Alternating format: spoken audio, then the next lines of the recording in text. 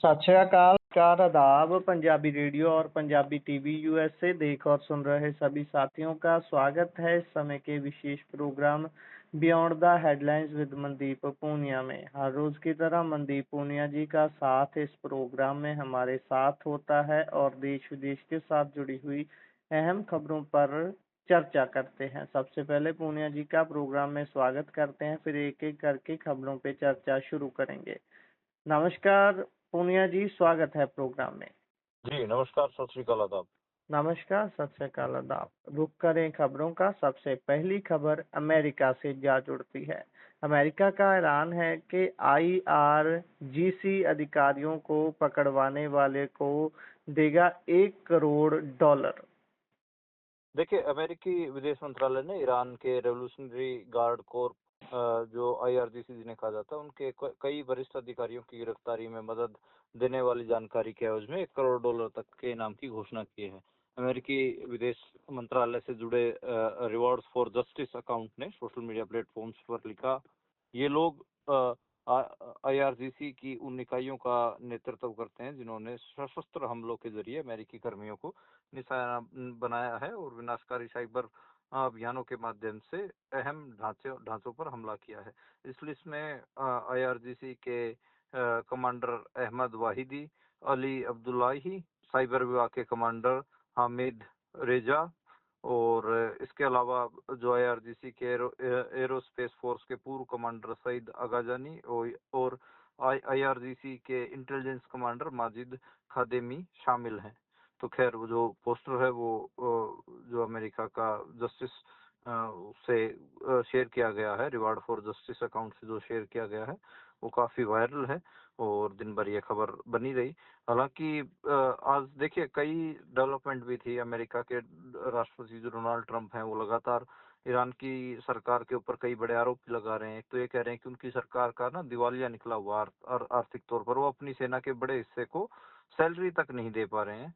तो उन्होंने truth social media पर लिखा कि ढहता हुआ इस्लामिक गणराज्य अपनी सेना के बड़े हिस्से को वेतन नहीं दे रहा है। ईरान की सत्ता प्रदर्शनकारियों की भी हत्या कर रही है और वो प्रदर्शनकारियों को तब भी मार रही है जब वो प्रदर्शन नहीं कर रहे हैं। उनकी इतनी बड़ी तादाद में हत्या पहले कभी नहीं हुई थी। ये बहुत बड़ा मानवीय संकट है और इसे तुरंत रोका जाना चाहिए। डोनाल्ड ट्रंप ने इससे पहले कहा था कि ईरान सैन्य तौर पर पूरी तरह बर्बाद हो चुका है, अब नए से आर्थिक तौर पर भी तबाह हो जाएगा। तो खैर, सोमवार को आपको पता है कि अमेरिकी वित्त मंत्री स्कॉट बेसेंट ने भी ईरान को लेकर ये बात कही थी कि वो आर्थिक प्रतिबंधों का दायरा बढ़ाने वाले हैं। तो खैर, बहुत सारे इसमें चीजें हैं और लगातार दिख ही रहा है। डोनाल्ड ट्रंप, हालांकि आपको खबर पता वैसे लगी गई होगी कि जो ऑटो सेक्टर है उसको लेकर भी वो बड़े ऐसे गंभीर दिखाई दिए। उन्होंने कह रहे थे कि भाई वो उसके ऊपर भी 50% टैरिफ लगा देंगे और कनाडा को भी मतलब उसके लिए धमकी दी गई।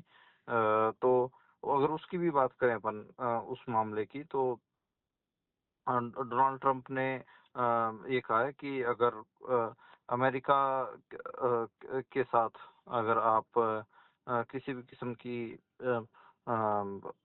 आप अमेरिकी जो अमेरिका की जो पॉलिसी से अगर आप थोड़ा हटके चलेंगे तो वो फिर ऑटो सेक्टर पे भी 50% टैरिफ की बात कर रहे हैं। इसके अलावा होर्मुज में एक आपने घटनाक्रम देखा होगा कि वहां पर एक अज्ञात प्रोजेक्टाइल से हमला हुआ है तेल टैंकर के ऊपर। और जो ये तेल टैंकर है, ये ब्रिटिश मैरीटाइम ने इसकी जानकारी दी है और ये कहा है कि टैंकर का इंजन रूम क्षतिग्रस्त हो गया है और जहाज डिसेबल हो गया है। तो UKMTO को टैंकर के कप्तान ने घटना की जानकारी दी है। इसके अलावा ये जो घटना है ये ओमान के जल क्षेत्र में अल शिशा इलाके में हुई है और इसके ये कहा जा रहा है कि ये जो अनट्रेस्ड जो एक अज्ञात अननोन जो प्रोजेक्टाइल है, इसकी चपेट के कारण ये सब हुआ है। जी, और इससे आगे बढ़े तो बात दिल्ली की करते हैं। दिल्ली में स्वाइन फ्लू तेजी से फैल रहा है। 2300 से ज्यादा मामले सामने आ चुके हैं कुछ ही समय के अंदर और सीएम ने तुरंत इमरजेंसी मीटिंग बुलाई है। क्या है ये पूरा इमरजेंसी का कारण और कैसे टैकल कर रही है दिल्ली की सरकार? देखिए, ये खबर जब हम भी जब इसको देख रहे थे तो हमें भी थोड़ा शौक लगा कि दिल्ली में 2300 से ज़्यादा स्वाइन फ्लू के मामले आए हैं। दिल्ली के स्वास्थ्य मंत्री पंकज कुमार सिंह ने मंगलवार को राजधानी में स्वाइन फ्लू के बढ़ते मामलों को देखते हुए मुख्यमंत्री रेखा गुप्ता के साथ आपात समीक्षा बैठक बुलाई थी। समाचार एजेंसी पीटीआई के मुताबिक पंकज कुमार सिंह ने कहा कि दिल्ली में इस साल अब तक इन्फ्लुएंजा के करीब 3000 मामले सामने आए हैं। उनमें से 2300 मामले H1N1 यानी स्वाइन फ्लू के हैं। उन्होंने कहा कि स्थिति नियंत्रण में है और अस्पतालों में डॉक्टरों और दवाओं की पर्याप्त व्यवस्था है। पंकज सिंह ने स्वास्थ्य विभाग, एमडीसी, एमसीडी, एनडीएमसी और दिल्ली कंटोनमेंट बोर्ड के वरिष्ठ अधिकारियों के साथ समीक्षा बैठक के बाद प्रेस कॉन्फ्रेंस में जानकारी दी है। उन्होंने कहा कि डॉक्टरों और कर्मचारियों की और दवाइयों की कोई कमी नहीं रहेगी, नहीं है। मुख्यमंत्री ने आपात समीक्षा बैठक बुलाई है। मैं भरोसा दिलाता हूँ कि कोई समस्या नहीं है और सब कुछ कंट्रोल में है। तो खैर स्वाइन फ्लू के जो केसेस हैं उनको लेकर कहीं ना कहीं ये दावा कर रही है कि ये भी सब हमारे कंट्रोल में है, लेकिन अभी 2300 मामले स्वाइन फ्लू के इस साल आए हैं, तो काफी बड़ा नंबर ये है। जी। और उधर पटना स्टूडेंट प्रदर्शन की अगर बात करें तो वाटर कैनन उधर भी चला है, कुछ प्रदर्शनकारियों को हिरासत में वहां भी लिया गया है। तकरीबन हर स्टूडेंट प्रोटेस्ट को टैकल करने का तरीका एक ही है भारतीय सरकार का या किसी भी स्टेट की पुलिस का? देखिए, वहाँ पर भी बीपीएससी जो एग्जाम हुए थे, उनकी बहुत सारे कॉम्पिटिटिव एग्जाम जो थे उनमें अनियमितताएं हुई हैं और उसके विरोध में ही स्टूडेंट पटना में आज प्रदर्शन कर रहे थे। कई स्टूडेंट जो संगठन थे वो गांधी मैदान में से लेकर और मुख्यमंत्री आवास की ओर उन्होंने मार्च निकाला। मतलब सीएम आवास जाने की कॉल दी गई थी। तो प्रदर्शन के दौरान पुलिस ने छात्रों को रोकने के बाद वाटर कैनन का इस्तेमाल किया। प्रदर्शनकारी जो है वो बैरिकेडिंग तोड़ते हुए जेपी गोल बंदर तक पहुंच गए, लेकिन वहां से मुख्यमंत्री आवास का घेराव करने के लिए जब आगे बढ़ने लगे तो फिर उसी टाइम पे पुलिस ने स्टूडेंट्स को डिटेन भी करना शुरू किया। उनके ऊपर लाठीचार्ज भी हुआ। प्रदर्शनकारियों में से एक जो जो डिमांड है वो तो ये है कि जो भर्तियों में जो अनियमितताएं हुई हैं भर्ती परीक्षाओं में उनको दुरुस्त किया जाए। प्रदर्शनकारियों की मांगों और प्रदर्शन को लेकर मंत्री मिथिलेश तिवारी ने कहा कि सरकार ने छात्रों की लगभग सभी मांगे पूरी कर दी हैं। अगर स्टूडेंट को सरकार से कुछ और कहना है तो बातचीत के सभी दरवाजे खुले हैं। वे आकर अपनी चिंताएं और समस्याओं पर चर्चा कर सकते हैं और उनका समाधान कर सकते हैं। सरकार उन्हीं की है। तो आपने आज विजुअल वैसे देखे होंगे कि आंसू गैस के गोले भी छोड़े गए, वाटर कैनन भी चला गया, थोड़ा बहुत लाठीचार्ज भी हुआ और फिर उसके बाद स्टूडेंट्स को डिटेन भी किया गया और डिटेन करके लेके जाया गया। तो सही आप कह रहे हैं कि हर हर सूबे में जो भर्ती परीक्षाएं हैं, जो स्टेट के बोर्ड्स हैं, उनके खिलाफ आंदोलन हो रहे हैं, उनके खिलाफ लोग धरना दे रहे हैं। तो ये हर सूबे में और पुलिस का तो खैर जो मोडस ऑपरेंडी है वो बिल्कुल सेम ही आपको नजर आ रहा है कि वो सेम ही उसी तरीके से चीजें करते हैं।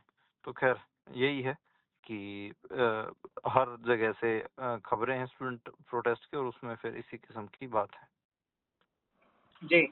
और अगली खबर का रुख करें तो इलाहाबाद हाई कोर्ट ने स्कूल यूनिफॉर्म के साथ हिजाब पहनने की अनुमति मांगने वाली एक मुस्लिम छात्रा की याचिका खारिज कर दी है। इसको अगर ध्यान से देखना हो या फिर इसकी पूरी कह लें कि ऑपरेशन करना हो खबर का, तो वो क्या होगा? देखिए, इलाहाबाद हाई कोर्ट ने जो स्कूल यूनिफॉर्म के साथ हिजाब पहनने की अनुमति मांगने वाली जो एक मुस्लिम छात्रा की याचिका थी उसको खारिज किया है। सही आपने कहा। और सरकार के जो कोर्ट है, कोर्ट ये देखिए यूपी में जो सरकार है उसमें आप देख ही रहे हैं कि उसी के कारण जो हिजाब को लेकर बहुत विवाद होते हैं। इससे पहले आपको देखने को मिला हो, जब बीजेपी कर्नाटका में थे उसमें भी एक स्कूल में हिजाब को लेकर मामला भड़का था। तो यहाँ पे भी एक सीबीएसई का प्राइवेट स्कूल है, उसमें हिजाब लड़कियों को हिजाब पहनने से रोका गया। उसी के बाद एक लड़की हिजाब को लेकर कि भाई एक जरूरी धार्मिक प्रथा है इस्लाम में, इसलिए मैं प्रैक्टिसिंग मुस्लिम हूँ इसलिए मैं पहनना चाहती हूँ। तो उसी को लेकर जस्टिस जे मुनीर और जस्टिस इंद्रजीत शुक्ला ने कहा कि यदि किसी शिक्षण संस्थान का ड्रेस कोड सभी छात्रों के लिए समान, सद्भावपूर्ण और गैर भेदभावपूर्ण और अनुशासन और संस्थागत पहचान बनाए रखने के उद्देश्य से लागू किया गया है, तो कोई उसमें बदलाव की मांग पर जोर नहीं दे सकता। तो जब ये सुना हमने, तो हमें भी एकदम काफी शौक लगा कि भाई जैसे यार ना, बड़ा अजीब है ड्रेस कोड के नाम पे आप मान लो कि कोई प्रैक्टिसिंग रिलीजियस आदमी है, तो उसको उसके धार्मिक चिन्हों को आप जब आप छोड़ने की बात करते हैं तो बड़ी अजीब हो जाती है, और खासकर अगर वो माइनॉरिटी है तो।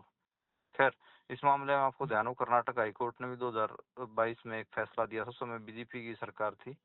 तो ये मामला है, मुझे बड़ा मतलब समझ नहीं आता कि क्या मामला है। एक तो ना देखो, प्रोग्रेसिव होने का जो ये लाइन बना दी गई है कि आप हिजाब नहीं पहनेंगे या सर पे चुन्नी नहीं लेंगे, ये मुझे बड़ी अजीब लगती है।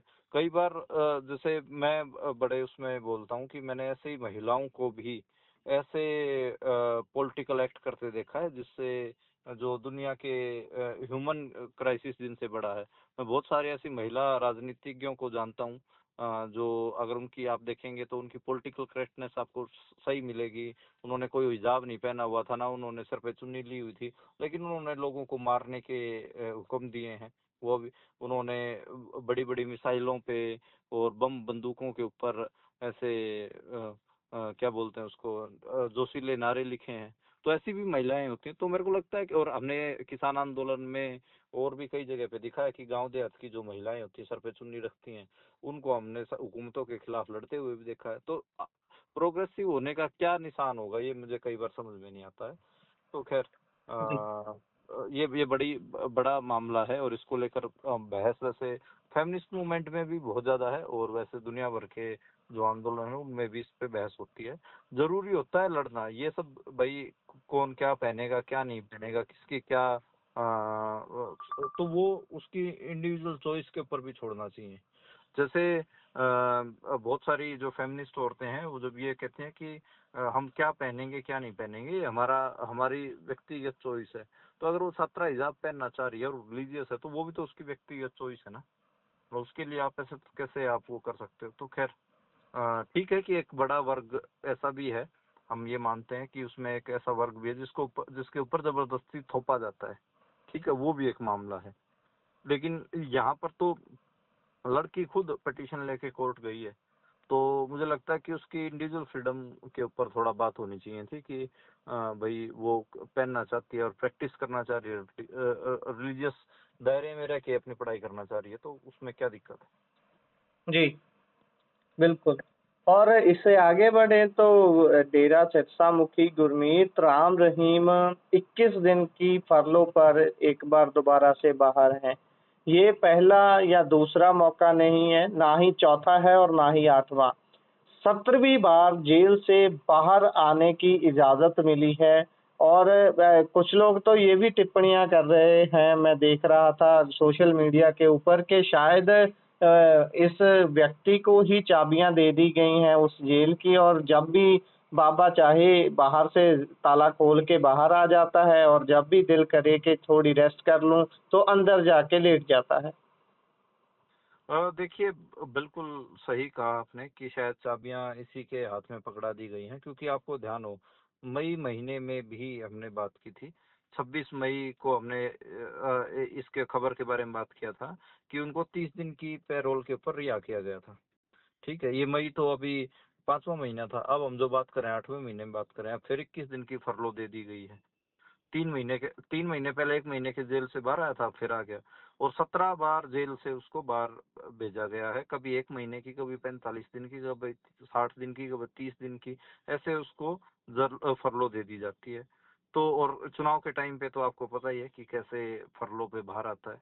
हरियाणा की सुनवारिया जेल में बंद है, और 2 आदमियों के बलात्कार के केस में 20 साल की सजा हो रखी है। ठीक है, इतना घिनौना उसने क्राइम किया है। ठीक है, पत्रकार रामचंद्र सत्यपति को मरवा दिया, इतनी सारी चीजें की उस आदमी ने, और उसको बार बार फरलो मिल रही है। तो वही है जो अर्जन ढिल्लों का गाना है, आए परोल ते साध पखंडी, सजावा कटके भी सिंह बंदी। तो एक तरफ पैरोल की मांग तो की जा रही थी जगतार सिंह हवारा की, जत्थेदार जगतार सिंह हवारा की, कि वो उनके माता बीमार हैं और वो कम से कम आखिरी समय में उनकी सेवा करें। और ये खबर देखिए बिल्कुल उससे उल्टी है कि फरलो जिस जिस आदमी को 26 मई को भेजा था, मई मतलब आज से 3 महीने पहले ही जिसको भेजा था 1 महीने की फरलो के ऊपर, उसको अब फिर 21 दिन की फरलो दे रहे हैं, बिना काम की दे रहे हैं। बताओ। तो ये बड़ा बड़ा अजीब लगता है कि क्या इसको कहें। और अ, हालांकि आपको पता है ना कि इस साल की उनकी जो 10 सप्ताह की पैरोल की जो अवधि है वो इस्तेमाल हो चुकी है, वो इस्तेमाल कर चुका है, फिर भी उसको दोबारा दे दी गई है फरलो। तो ये बड़ा बड़ा अजीब है। खैर देखते हैं कि क्या क्या रहता है क्या नहीं, पर ये एक बड़ा झटका आप मानिए कि साध पाखंडियों को लगातार ऐसे पाखंडी साधों को ऐसे पैरोल मिल रही हैं, और जिनकी सजाएं भी पूरी हो चुकी हैं उनको पैरोल नहीं दी जा रही है। जी। जी। और इससे आगे बढ़े तो केंद्र सरकार में दो 8 लाख से 8.23 लाख से अधिक पद खाली हैं, जहां पर कोई किसी की भी नियुक्ति दोबारा नहीं हुई है। वहां से एक बार व्यक्ति के रिटायर हो जाने के बाद या हट जाने के बाद इस पर कांग्रेस ने सवाल खड़े किए हैं। यही है कि केंद्र सरकार ने बोला है, केंद्र सरकार में देखो 8,23,000 से ज्यादा पद खाली हैं, और उसी को लेकर मामला आरटीआई के तहत ये जानकारी मिली है। उसमें ये पूछा गया कि भाई 1 मार्च 2024 तक केंद्र सरकार के मंत्रालय और विभागों में कितने पद स्वीकृत थे, और 2015 की तुलना में कितने हैं, और खाली कितने हैं। तो उसमें ये निकल के आया कि 8,23,000 से ज्यादा जो सरकार के स्वीकृत पद थे वो खाली हैं, और ये काफी बड़ी संख्या है। 2015 में तो सिर्फ 4,21,000 पद खाली थे, तो दुगनी जो गिनती है पदों की वो खाली है। तो ये जो आंकड़े हैं ये पे रिसर्च यूनिट पीआरयू ने उपलब्ध करवाए हैं, और उसमें उन्होंने बताया है कि कैसे कैसे से पद हैं जिनके ऊपर 8,23,556 जो पद खाली हैं। अब देखिए यही है कि डिफेंस में और रेलवे में सबसे ज्यादा पद खाली हैं, गृह मंत्रालय में पद खाली हैं, डाक डिपार्टमेंट में पद खाली हैं। तो यही है कि आप इतने पद खाली रखेंगे तो नो डाउट सही कह रही है कांग्रेस भी। मल्लिकार्जुन खड़गे ने बोला है कि पिछले दरवाजे से आप आरक्षण खत्म कर रहे हैं, क्योंकि जब आप पक्की भर्तियां नहीं करते तो आप कॉन्ट्रैक्ट पे कर्मचारी रख लेते हैं, तो उनका शोषण तो करते ही करते हैं। और वो आपको पता है कि ज्यादातर उसमें कोई रिजर्वेशन वगैरह ये सब कुछ फॉलो किया नहीं जाता। ठेके असल में तो आप ठेके पे दे देते हो, तो ठेकेदार आपको पता है कि क्या कैसे तो शोषण करता है और कैसे किन लोगों को भर्ती करता है। तो खड़गे कह रहे हैं कि आरक्षण खत्म करने के लिए संविधान में संशोधन करना जरूरी नहीं है, आरक्षण वाले पदों को ही खत्म कर देना काफी है। तो जो बीजेपी है वो यही कर रही है कि जो पक्की सरकारी नौकरियां हैं जिनमें रिजर्वेशन का फायदा मिला था उन्हीं को ही खत्म कर दे रही है। तो ये आरोप कांग्रेस लगा रही है। देखिए, पर बड़े नंबर पे बड़ा बड़ा नंबर है। 2015 में जब बीजेपी आई थी तो सिर्फ 4 लाख पद खाली थे, और उससे डबल अब आज के टाइम पे खाली है 8,23,000। तो बड़ी बड़ी गंभीर स्थिति है, चुनौतीपूर्ण स्थिति है। जी, फिर इस हिसाब से तो जो विश्व गुरु का डंका बजाया जाता है कि हम विश्व गुरु बनने के राह पर हैं, हमारे तरफ दुनिया देख रही है, वो सारे वादे दावे खोखले हैं। इससे आगे बढ़े तो छात्र आंदोलन में 15 साल की लड़की की निजी जानकारी साझा करने वाले जयपुर डायलॉग्स का भाजपा कनेक्शन क्या है? ये क्या है पूरा मामला? देखिए, आपको ध्यान हो कि जुलाई में बीते महीने छात्र आंदोलन हुआ था, उसमें 15 साल की एक लड़की थी, उसको ऑनलाइन टारगेट किया गया, और उसमें जयपुर डायलॉग के जो फोरम थी उसने इसको निशाना बनाया। उसमें पूर्व आईएएस अधिकारी थे संजय दीक्षित, और उसी का ही एक निकल के सामने आया है कि उसमें जो जयपुर डायलॉग बना रखा है वो बेसिकली बीजेपी के नेताओं ने बना रखा है, जिस प्लेटफार्म पर वो नौकरी करता है। एक तो बीजेपी का नेता पंकज जोशी, और दूसरा सुनील कोठारी, और संजय दीक्षित भी बीजेपी के रिसर्च विंग में जुड़ा हुआ है। तो ये तीनों लोगों का पूरा नेक्सस है इसमें। आपको ध्यान हो कि ये जो संजय दीक्षित था जयपुर डायलॉग वाला, उसने उस लड़की को लेकर बहुत भद्दा तो कमेंट किया, और उसकी सारी जानकारी शेयर की, और फिर उसके बाद उस लड़की को आपको पता है कि राइट विंग वालों ने टारगेट भी किया, मोस्ट वांटेड बताया। और यही है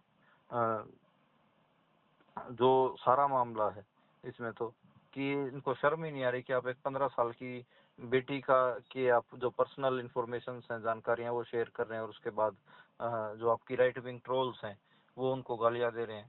और ये आप देखिए कि ये जो व्यक्ति है बीजेपी का, जो ये नेता है, ये भाई साहब आईएएस रहा है पहले। तो ऐसा अनपढ़ भी आदमी नहीं है, पढ़ा लिखा आदमी, लेकिन इसके अंदर जहर कितना भरा हुआ है ये आप देख के चलिए। तो बड़ी बड़ी बुरी स्थिति है। बीजेपी में ऐसे लोगों की भरमार है। और जो दो इसके पार्टनर हैं बीजेपी के नेता, पंकज जोशी और सुनील कोठारी, उनकी भी हद है। और वो भी एक हिसाब से एक्सपोज ही हुए हैं। बीजेपी इस मामले में एक्सपोज ही हुई है कि कैसे 15 साल की लड़की को भी ये लोग टारगेट करने के लिए उसकी पर्सनल जानकारियां सोशल मीडिया पे डाल दे रहे हैं। हालांकि कार्रवाई तो एक नहीं होगी इनके ऊपर, क्योंकि बीजेपी की सरकार, बीजेपी अपने लोगों के ऊपर कार्रवाई क्यों होगी, पर इतिहास में कहीं ना कहीं इनका हिसाब जरूर होगा। गलती से बीजेपी की सरकार चलेगी तो इन बुड्ढों को जेल में भी डाला जाएगा। वो शर्म नहीं आ रही, रिटायर आईएएस की नौकरी से रिटायर होके बीजेपी में अब शामिल हो रखे हैं, और बीजेपी में रह के 15-15 साल की बच्चियों की पर्सनल जानकारियां शेयर कर रहे हैं। तो ये बहुत शर्मनाक है गुरप्रीत। मेरे को जब ये खबर पड़ी, मैंने तो बड़ा अजीब लगा मुझे। बिल्कुल, बिल्कुल अजीब है ये जब इतने बड़े ओहदे पर रहने वाले व्यक्ति ऐसी हरकतें करें, तो सवाल तो ज़रूर खड़े होते हैं कि मानसिकता पीछे है, काम कैसे करती है, कैसे मैनिपुलेट करती है आपको। और जहाँ पर अगर पंजाब की बात करें, एक तरफ पार्टीज ढूंढ रही हैं कि अपने अलाइज किसको बनाया जाए, किसके साथ रहें, किसके साथ अपने नाते तोड़ लें, रिश्ते खत्म कर लें, और 2027 में अपनी परफॉर्मेंस को बेहतर बना के पंजाब में सरकार बना सकें। वहाँ पर ही बहुजन समाज पार्टी की अध्यक्ष मायावती ने अपना दाँव खेल दिया है, पहले ही बोल दिया है कि हम अकेले लड़ेंगे इलेक्शन। देखिए गुरप्रीत, इसमें तो दो बातें हैं। तो ये कि जो मायावती हैं, आपको ध्यान हो कि पिछला जो चुनाव था उन्होंने अकाली दल के साथ अलायंस में लड़ा था, ठीक है। अब की बार क्या है कि सुखबीर बादल की कुछ दिन पहले मुलाकात हुई थी नरेंद्र मोदी से, ठीक है। वो तस्वीरें आपने और हम सबने देखी थी। उसके बाद से ही ये चर्चा है कि अकाली दल का तो भाई साहब जो खासकर सुखबीर बादल वाले अकाली दल का, उसका तो जो अलायंस है वो बीजेपी के साथ फाइनल हो चुका है। सीटों का भी एक नंबर आता है 37-80 का, कि 80 सीटों पे जो है बादल साहब लड़ेंगे, और 37 सीटों पे बीजेपी को दी जाएंगी। और उस अलायंस की बहुत सारी व्याख्याएं भी, हम विश्लेषण भी ऑनलाइन मीडिया पे देख चुके हैं। मेरे को लगता है कि उसी का ही नतीजा है। शायद जो मायावती है उन्होंने एक लाइन खींचने की कोशिश की है। उन्होंने बताने की कोशिश की है कि हमारी भी प्रेजेंस है पंजाब में, और हम हमारे पहले आप हमसे बिना पूछे आप जाके दूसरे अलायंस खोज रहे हो, तो अलायंस पहले हम तोड़ते हैं। तो एक हिसाब से अकाली दल से जो एक तो अकाली दल को ये भी लगता रहता है कि बीएसपी के साथ तो हमारा अलायंस हो ही जाएगा, तो उस मानसिकता को भी तोड़ा है।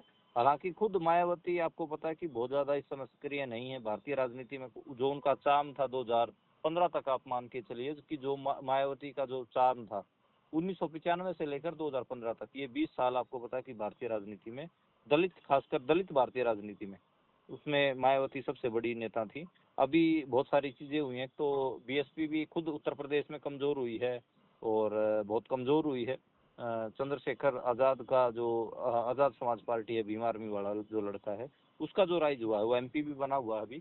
तो उसने बहुत सारी चीजें बदल दी हैं। तो ये देखिए कि बीएसपी कमजोर जरूर हुई है, लेकिन ये भी एक सच्चाई है कि बीएसपी की आज के समय में भारत की हर विधानसभा में उसके पास वोट हैं। पंजाब में भी हर विधानसभा में 4-4, 5-5 हजार वोटें हैं बीएसपी की, और वो पक्की वोटें हैं। तो उसको लेकर भी ये होता है, मतलब अकाली दल बादल ने 2022 में जब अलायंस किया था, उनका भी शायद यही मानसिकता रही होगी कि हम कम से कम जिन सीटों पे 3-4 हजार से हार रहे होंगे, उन पे हम प्लस हो जाएंगे और जीत जाएंगे। लेकिन खैर 22 का जो चुनाव था वो तो बिल्कुल एक्स्ट्रा ऑर्डिनरी चुनाव था, बिल्कुल अलग तरीके का था, तो चीजें उनके हक में नहीं गई। तो खैर मुझे लगता है कि शायद ये भी हो सकता है कि एक प्रेशर टैक्टिक भी हो, और ये भी बहुत पॉसिबल है कि बीएसपी, अकाली दल और बीजेपी तीनों ही पार्टियां अलायंस में लड़ें। हालांकि अब जो प्रेस कॉन्फ्रेंस की उसमें तो मायावती ने यही कहा है कि हम अकेले चुनाव लड़ेंगे। इससे पहले हम उत्तराखंड में भी अकेले चुनाव लड़े थे, और उत्तर प्रदेश में भी हम अकेले चुनाव लड़ने जा रहे हैं। तो देखते हैं कि क्या रणनीति है बहुजन समाज पार्टी की। लेकिन हाँ, अभी के लिए उन्होंने ये अनाउंस किया कि हम अकेले ही चुनाव में जाएंगे पंजाब के चुनाव में, और अकेले ही चुनाव लड़ेंगे। जी, जी। देखेंगे कितना काम आता है ये खेला गया पैंतरा, और जो भी होगा हम आगे चर्चा करते रहेंगे। इसी के साथ प्रोग्राम का समय यहाँ समाप्त होता है। आप जुड़े जानकारियाँ साझा की, बहुत बहुत धन्यवाद। धन्यवाद।